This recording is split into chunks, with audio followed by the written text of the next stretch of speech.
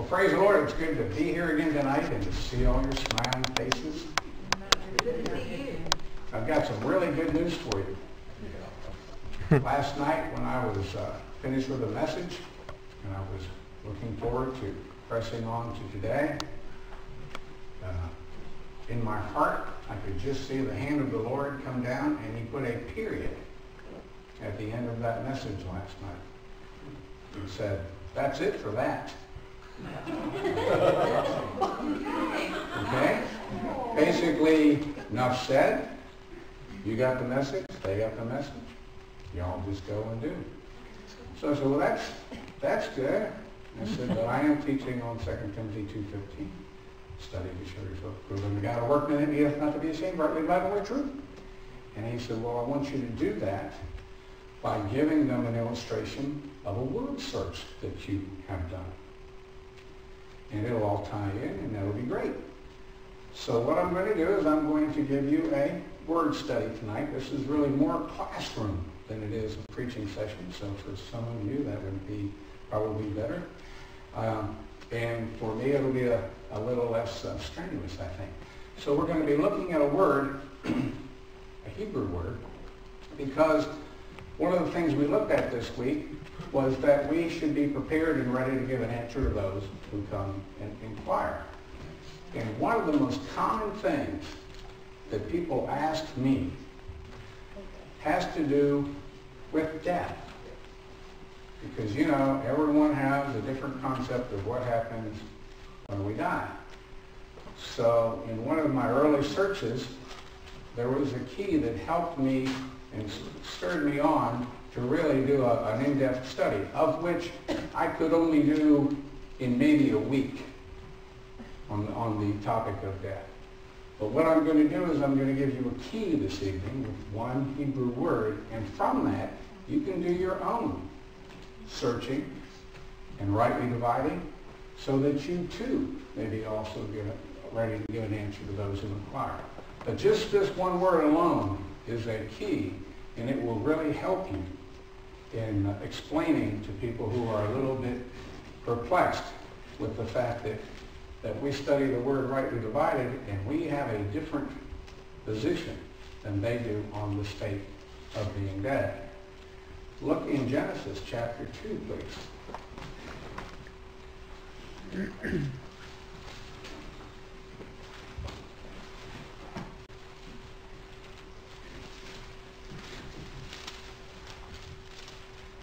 Genesis 2:17.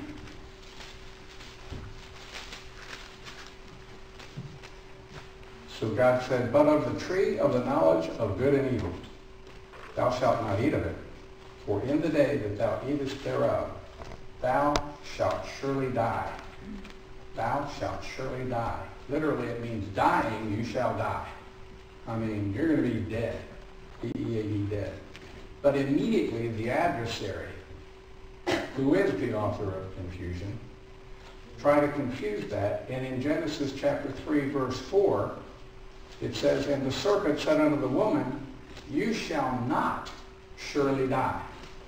You shall not surely die. And this confusion that started all the way back in Genesis chapter 3 is still with us here today.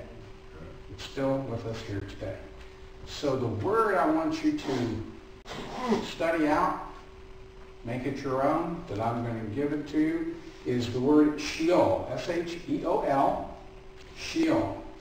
S-H-E-O-L. It's a Hebrew word. So let's take a look at that in Ecclesiastes.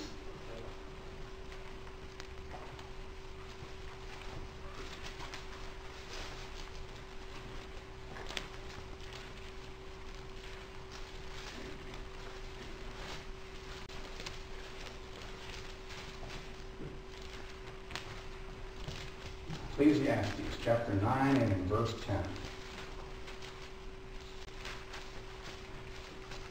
Whatsoever thy hand findeth to do, do it with thy might.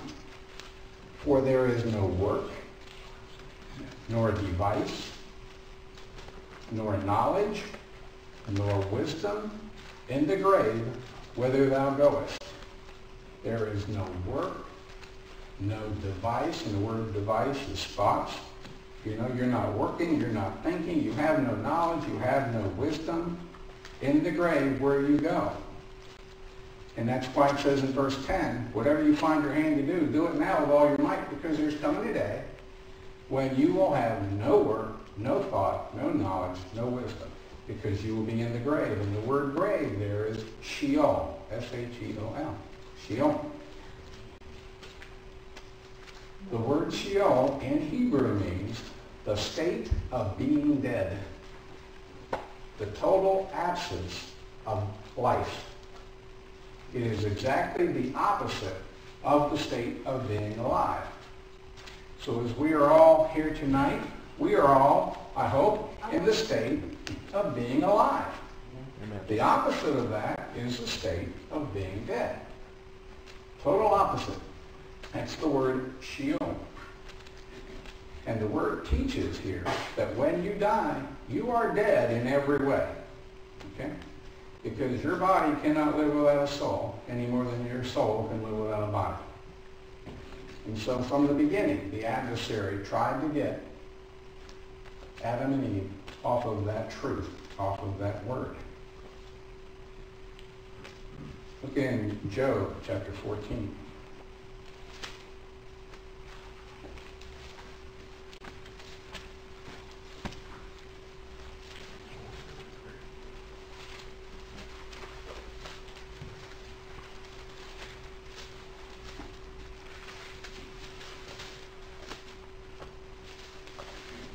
We'll begin in verse 10.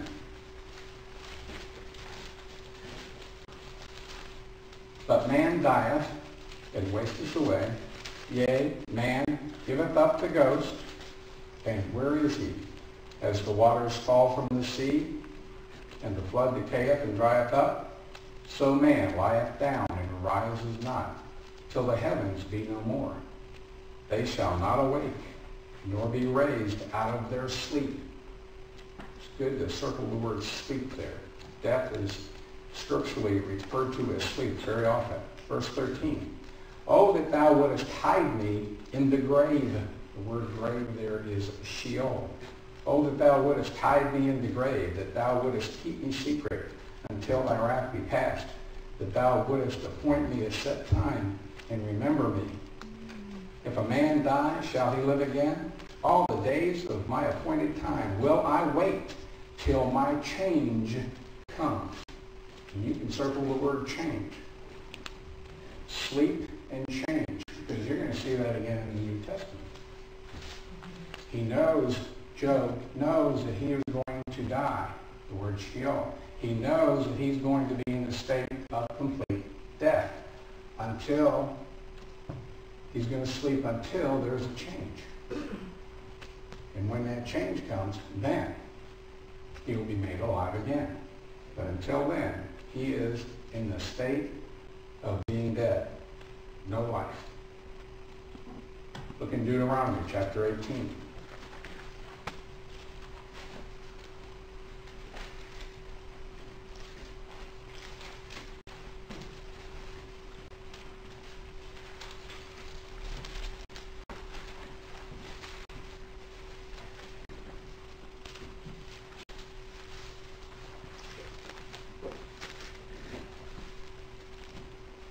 Beginning in verse 10, Deuteronomy 18:10.